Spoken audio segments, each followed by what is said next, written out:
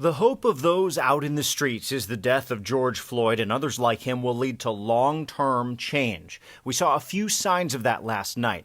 Ella Jones was elected the first African-American mayor of Ferguson, Missouri, 6 years after that city saw similar protests. In Iowa, Republican primary voters rejected Congressman Steve King, who's had a history of racist remarks. Democratic strategist Basil Smikle. People are paying attention, that folks do want substantive change, and that change is going to be reflected in how they govern. Locally, a number of long-established New York congressional figures are also facing tough primary challenges from outsiders pushing for more drastic change. They include Yvette Clarke in Brooklyn and Eliot Engel, who's been criticized for not visiting the Bronx part of his district enough.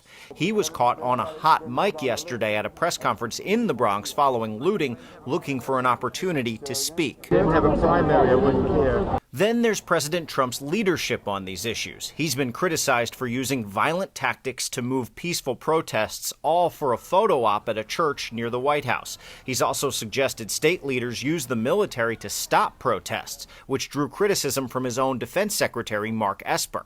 The option to use active duty forces in a law enforcement role should only be used as a matter of last resort and only in the most urgent and dire of situations. President Trump's handling of the protests against the painful backdrop of the pandemic exposing other historic inequities has caused former Presidents Obama and George W. Bush to break with tradition and speak out.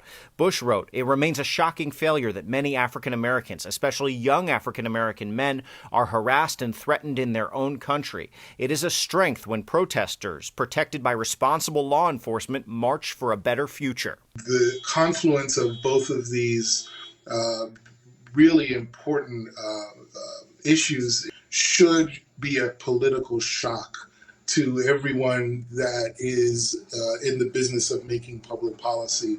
New York's primary date is June 23rd. New Jersey's is July 7th. Both states encouraging as many people as possible to vote by mail. From the Barclays Center in Brooklyn, Henry Rossoff, Pix 11 News.